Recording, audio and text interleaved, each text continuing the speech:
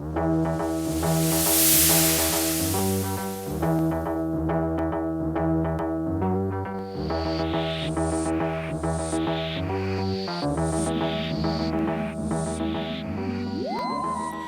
is the third and final episode of Planet of Giants. This was the first story of the second series of Doctor Who. And as we've seen, we've had two rather wordy episodes, and we're now going to get one which cracks along at one heck of a pace. Because they felt, I think, that as an opening show to the series, it wasn't as fast as it could be. There was talk of swapping it with the Dalek story, which follows, but unfortunately Susan leaves at the end of that one, so that couldn't happen. So instead they tightened up this final episode. So, of course, this Clive was shot in the studio on tape, then transferred to 35mm film where it was then edited.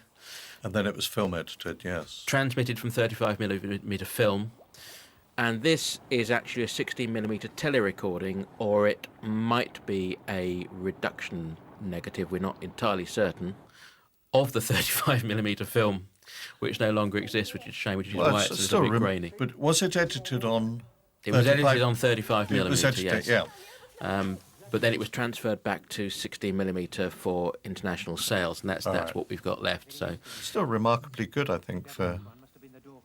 But there has been a fair amount of tidying up done on the picture, isn't there? Yes, for this, and there's still quite a bit of work to be done as well. So from the version we're watching here, the people who are watching the DVD will actually be seeing a considerably better picture than we are. Let's go and find out. Yes, we're seeing quite a bit of picture breakup and sync off locks, etc. But those will all be removed.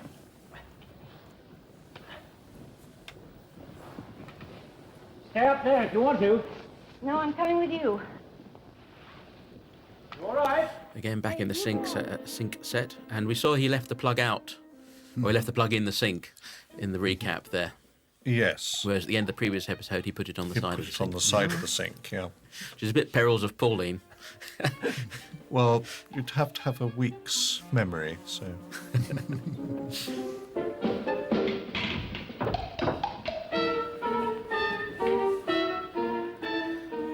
Doctor and Susan are down there, and we're hoping they haven't been drowned. And in a minute, we're going to see two new characters, Bert and Hilda, PC Albert, who would have had much bigger part in the story had we got the complete 2 episodes. But a lot of their stuff hit the cutting room floor when this was cut down. But it's interesting, I think, these 2 episodes, this last episode, because of the way it was cut, obviously cut by a film editor, has a very different style to the first 2 episodes. There's a lot of jump cuts and hard cuts which would not have been possible in the television studio. There are, yes, sure. Can't do that, you'll give yourself away. They'll know it isn't him speaking. You leave this side of it to me. There's a lot of business here with the telephone and the old trick with the handkerchief over it. There's lots of plot elements got lost. There's the cat, which is made quite a big thing of in the first couple of episodes. We never see what happens to the cat. In episode 3, it is poisoned by the insecticide and dies rather sadly, but that whole plot has gone. I've been dealing with these people for years. It's a strange set, this. I'm trying to work out sort of where it is. There's a lot of things in the background which I can't quite identify. This set here, or the... Yes, the set. No, the set with the policeman and the lady on the switchboard. Yeah, she's the local exchange operator, and her husband is the local PC, the Bobby, Yes, which is quite convenient. Is that an office they've got somewhere? Do we know that he's her husband? Or? I don't think it's made clear at the beginning. Certainly it's not. Very good question. Yeah, no, Bert Rouse and Hilda Rouse. That's right. Oh, yes, they are right. married. Yes, those are the characters. Yes, sorry, I doubted myself for a minute there, but no, they are. But there's not much background about it, is there? They just appear somehow. That's right, and there was a lot more chat between them in the original edit. Well, perfect.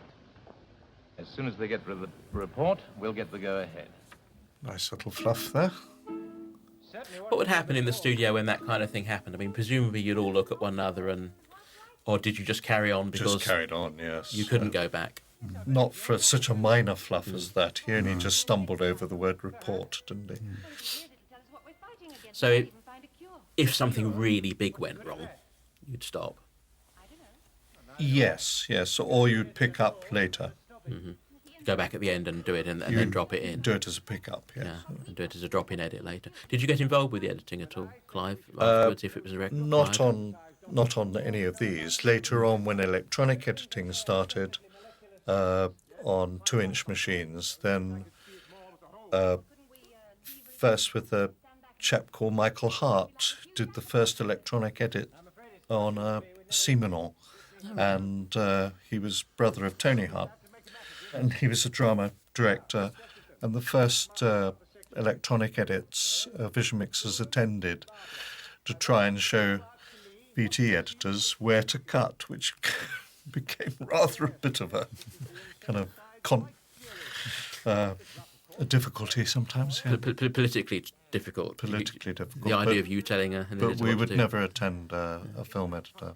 So the original electronic editors, did they come from film, or was it a whole new discipline? Whole new discipline. There were I don't think there were any videotape editors who came from film. Right. Look, with one vital difference.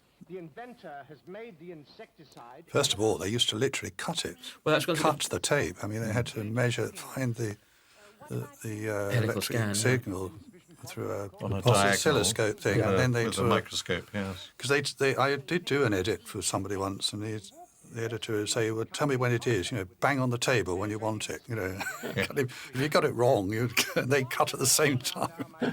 Very hair-raising." Yes. And this would have, you were saying about doing pickups later at the end of the shoot, that would then have to be physically cut into the videotape, so you'd Yeah. physically cut the tape. Yep. Now, there's another point to consider. So much more like cutting film, but not as tactile, because you can't That's see the why image. there were probably quite a few retakes where you knew you were cutting it on film, because it was much easier and less expensive, although film, of course, was more expensive to go through the processing. Solution to all this business. Oh, what's that? A telephone, my dear. Oh, come on then, let's go. There's another of your slides, isn't there? Indeed. Again, all this done at Ealing. And here they're going behind a mask. They actually don't. They quite don't actually they get to it, don't no. quite get. No. But But you think it's quite cleverly staged. You think they have, or they think they're about Yeah. to, so it sells it. Grandfather, I think I got just the thing. Look. And this is terrific. It's just another sort of There are lots more. deceptively simple set, but it's incredibly clever. The wires coming out the back of the phone. Yes, I'm fine. I told you I haven't eaten for ages. I think that's what it must be. we got 2 cameras on this scene as well, which is good. And it's interesting because it's really just a push through, isn't it? Just sort of cutting for a close up. It's not massively adventurous on the different angles. It's just pushing through so we can see what she says, and then coming back to the wide shot again. And again, a split set. So a set for the bottom of the phone and a set for the top. The top, yeah. Oh, where? Those rather wonderful corks. It's a nice bit of subtle acting there from William. He sort of realised that the doctors realised that something's not up with Barbara. Yes. Showing a Well, bit he of was concern. a fine actor, actually. Bill was. I mean, He was. in a lot of. Wasn't he in one of the very first Carry On films? He was Carry On Sergeant, and he was in Brighton Rock as well. Yes, yes. Superb. And was there Bootsy and Snudge? The Yes. Yes, Yeah. yeah. Yeah. No, he was a very fine actor and a very, very fine pedigree, and he brought a lot to the part and absolutely adored it. I mean, he made it his own. Which I think is, again, he really set the bar for the others to reach in building a character which the audience really did take to their hearts. And he absolutely loved it. He took it very, very seriously. Yeah, and he was quite a personable guy, wasn't he? I mean, he didn't kind of go off on his own too much. I mean, when we were at Riverside, we always the whole cast would come down to the pub, and he'd come along, and I can well remember that my eldest daughter was dangled on his knee when she used to come along to the studio to watch. And that's great. And A he was- cutting of a real telephone. That's very Thunderbirds. That's very good, yes. Remember Thunderbirds when the puppet shots, and then you'd always have a close-up shot of a real hand picking up a telephone or something like that. We'll try the other end now. Carol Ann certainly does she makes the most of it, doesn't she? Yes. A lot of acting going on. Same thing, Susan. It's a Well, she's done terrific the ensemble cast. They're really good. She's actually done the least effort and shows the most tiredness at the end of it. There. Hilda, come and answer this thing. It's driving me mad. The old farmhouse again. There's a whole load of this again, which was taken out when the episode was cut down. A lot of play with the telephone, and there's a sequence when she realises the phone's off the hook, and she puts the tone down the line. Put us through to police! I'm not totally sure that would work. I don't think it does, but again, And of course, it cuts quite across the idea of slowing everything else down. absolutely. But the voices come back as slowed down, and it's this idea of compressed time, which doesn't really work. But that's just the logical scientist in me coming out. But it sort of sells the story, but it doesn't Yeah. actually work too much. Whereas if we you had think the about word it. frequency shifting, apart from slowing tape down. Yes. Needs the tempophone. Yeah, yes, I said there was a tempophone, but that made so many other artifacts Yeah. that you've used it as little as possible. The tempophone, I should explain, was a very early sort of tape-based gadget for changing the pitch of sound without changing the Sound, It's- the duration. the duration. A frequency modulator. Yeah. No, it was a complex mechanical device. It had 3 tape heads on a rotating That's disc. it, yeah. Later on, of course, you've got harmonisers and Yes, things, so there's yes. no problem at all. The same of Burma. Insecticide. You didn't eat or drink anything. And that was the cliffhanger. Barbara collapsing was the end of episode 3 cliffhanger when it was 2 episodes. And so we're now into episode 4. Where were you then? By that pile of seeds. And this is directed by Douglas Camfield, which was his Oh, I first see. Doctor This Who. is pickup, is it? now? Yes, this is the beginning of what was episode 4. So we're halfway through this episode, and this is Douglas Camfield, who has taken over on this episode from Mervyn Pimfield, who was This is where I otherwise think engaged. you'll see that Douglas uses very big close-ups, whereas Mervyn hadn't before. Yeah, so the directorial style does change, and of course the cutting is much faster because Yes. we've cut a lot out and cut it on film. Had Douglas directed before this? This, I think, was his first big Yeah, television. I have a it's his feeling first it one. was. Of course, he went on to have an extraordinary career. Very, very good director. A great loss when he died. Yeah, Yes. certainly his Doctor Who's. A lot of them stand out Yes, from the crowd. absolutely. At the moment, her protective cells are too small to cope with the molecules of poison in our bloodstream. But if we can, that dosage of He was insecticide... very much new generation, wasn't he, as a director? A bit like David. They were of that. David Yes. Maloney. David Yeah. Maloney, yes. Yes, yes. Both very fine directors who Yeah. were sort of, again, I suppose, sort of being a bit more ambitious with television and bringing trying to bring Yes. film techniques into television, moving it along. Well, I have to say, I think in a way we've lost something because we don't really make television now like this. You know, we make film No, exactly. for television. So I think it's a bit of a lost art. But certainly people Look at like that close-up. Now that's... yeah, that's Douglas. He was a great leader. It's like sort of captain in the army. You know, he'd take the whole team along with him. You know, Yes. everybody would sort of, you know. Well, I never met him, but people say that. You know, he used to Yeah. wear a flak jacket and Yeah. did I- did treat it like an army unit. I worked on a serial with him later on called The Nightmare Man, which sort of had a lot of Doctor Who people involved with it, and Graham Harper was the first assistant on it as well. You know, and that. You used to just drive the whole thing through. It was all done on location down in Cornwall, but it was a fantastic atmosphere he created with it. And everyone's looking a bit dirtied up here, Sonia. This was... Every time I'd look Down at a to bit of you. dirt, I imagined that somebody was running in somewhere with a bit of pancake. Any other phones around here?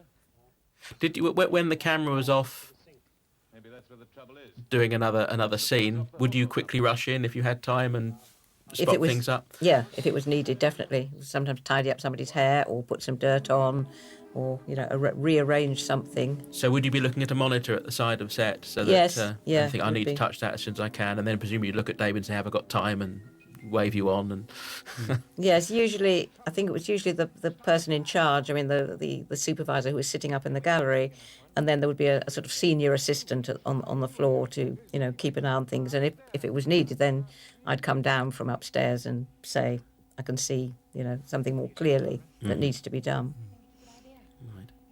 It's very hot in the studios, isn't it? You can Yeah, it's start very- perspiring and things easily. The with chamois, all the chamois leathers Yeah, were chamois leathers sort were of, good. required. Quite hot. But presumably Television Centre was better in that regard than Yes. Lime Grove Yes. or Riverside. Yes, Lime Grove was quite hot, but Because Television Centre was very much purpose-built for this Yes. kind of thing. yeah. I seem to remember that we had chamois leathers issued to us from the sort of makeup office. And if they used to get rather smelly after a while, we used to try and put in for a new one. And then there was this sort of awful rationing thing. You've had one already, you can't have another one for 3 months.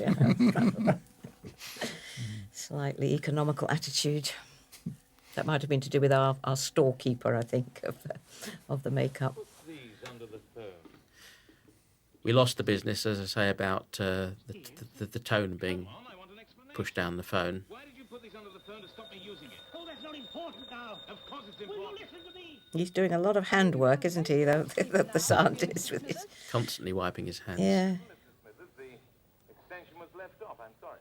This is a great shot, isn't it? Two of them. Yeah, they're two good characters, and it's a shame we don't see more of them, as I say, we would have done in the original cut, but not in this cut-down version. Because it always seems a bit strange that somehow he's in her switchboard office, or she's somehow. How come they're both under the same roof together? Is Well, she in the police headquarters, or I presume it's a little village sort of police station He- come exchange run by a he wanders in to keep an local eye? couple? Yes, absolutely. Well, it's a post office as well, isn't Yeah. it? So Yes. I've got a London call for you. Will you accept the charges? So were these studios very crowded? Set-wise, everything crammed in. Yeah, I don't remember. I mean, I don't know how many sets here, but probably about 10 or 12 sets, aren't there? Yes, oh yes. Because you need space for the cameras to move around and the boom microphone. Look at that close up. So cables everywhere, so you have to... Would Mervyn have done a close-up that big, or is that too big for Mervyn? He Yeah. wouldn't have done, No. It's the same man. No doubt about it. because Dougie was not a developing camera style. As you're saying, he was more bringing the film idea in. Was it this developing camera style you talk about? Was that a sort of deliberate? Yes, they it was. They discussed this is how we want to make television. Absolutely, yes. And they were mostly, apart from Donna McQuinney, as I said earlier, who was a radio producer, they were mostly theatre producers, theatre directors who came in and wanted this continual action on a single viewpoint, as if you, the audience, was actually walking around the set. So, because it is quite unnatural to suddenly have a different viewpoint if you're looking at any scene. It's a very idealistic way of shooting. So you're trying to sort of give the audience a more theatrical experience, where in a theatre you follow people around the That's stage, and right. it's trying to replicate that for television. Yes, there was a classic one which Michael Hayes did of A Flea in Her Ear, which was at the Old Vic, where he tried to separate the stage into the two rooms when he put it on television. And so therefore you never got the idea which you get in the theatre, that the two actions are going on at the same time on the stage. They were always separated. And that was a big talking point at that time with all the drama directors of this new medium, how one was going to make its own mark separate from theatre and film. And what was it that did that? And it's very difficult, I think, for us, looking back now, to realise this was a new medium. Yes. It was very experimental. People didn't know exactly how it was going to work. And you started, I mean, was it Quatermass in the Pit you worked on as well, which is fantastic. When I first joined the BBC, yes. I was only 18, so I can't remember a great deal about it. Except that I do know that Jabberlite bricks were taken away by Peter Freeze Green, the senior cameraman, and thrown around a Green Line bus. To wind people up, yeah. That's fantastic, isn't it? It The is lighting and the sound really effect good. there. This is a terrific bit of action. This has got more pace and has got more excitement now. Yes. This is terrific. Very cleverly cut together, so you don't never see the two interacting, because of course you can't. But it still tells the story very, very well. The explosion coming up, I think, is a bit... All the way. Yeah, the film, the explosion, I can't remember, was that we'll see in a minute, I can't remember if it was a film insert or not. Probably was. Yes, I think it must be. This is film. That's film, yeah. Yeah, a film insert. Couldn't have flames like that in an electronic studio. So yes, we'll see in a minute they come in and spot it, but I don't think we ever see them in the same shot. I may be wrong. What infernal machines those Zeppelins were.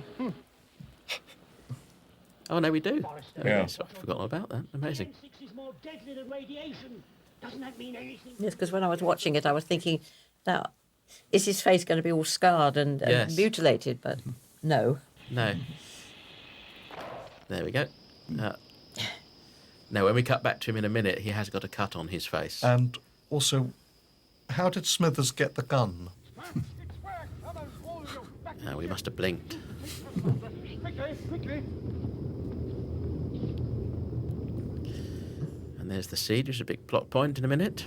What are you doing? That thing's covered with poison. Yes, I know it is. I know all about it. Well, what do you want it for? He's going to use that as a control to make sure that Barbara is cured in a minute.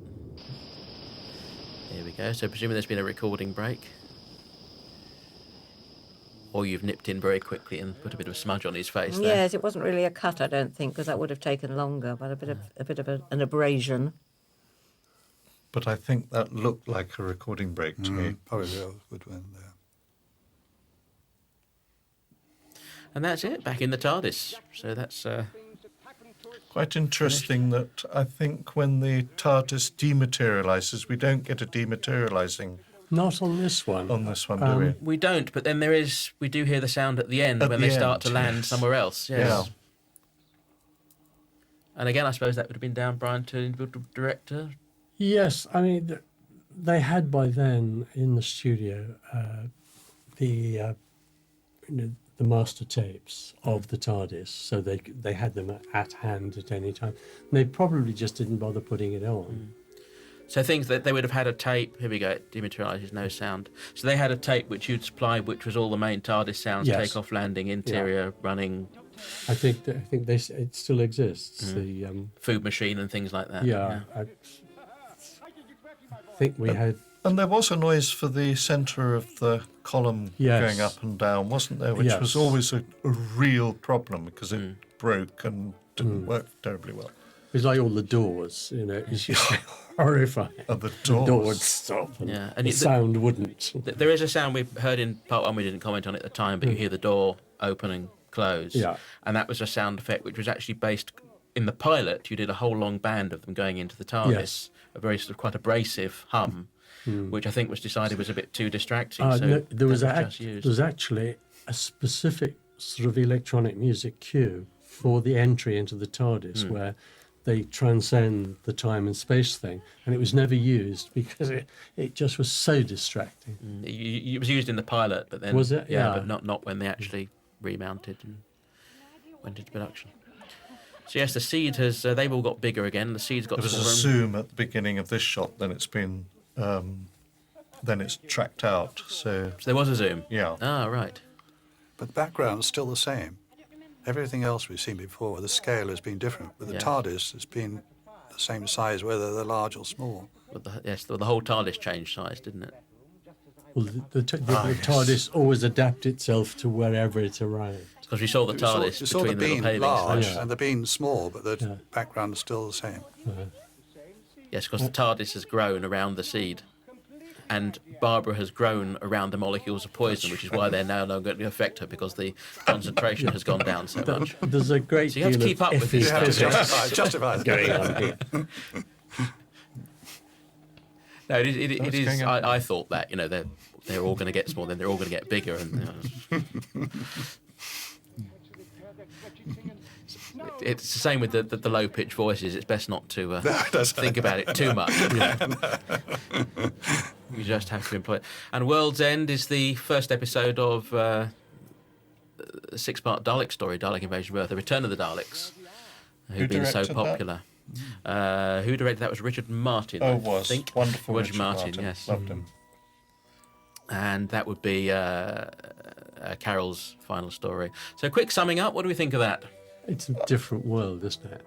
I think it was a brave story, actually, to go into miniaturization. And in general, technically, I thought it was done very well. I think it was ambitious. Yes. From the actual storyline, I thought it was rather heavy-handed. So that was Planet of the Giants. I'd like to say a big thank you to the people who joined us here, Brian Hodgson, Sonia Markham, Clive Doig and David Tilley. Thank you for joining us.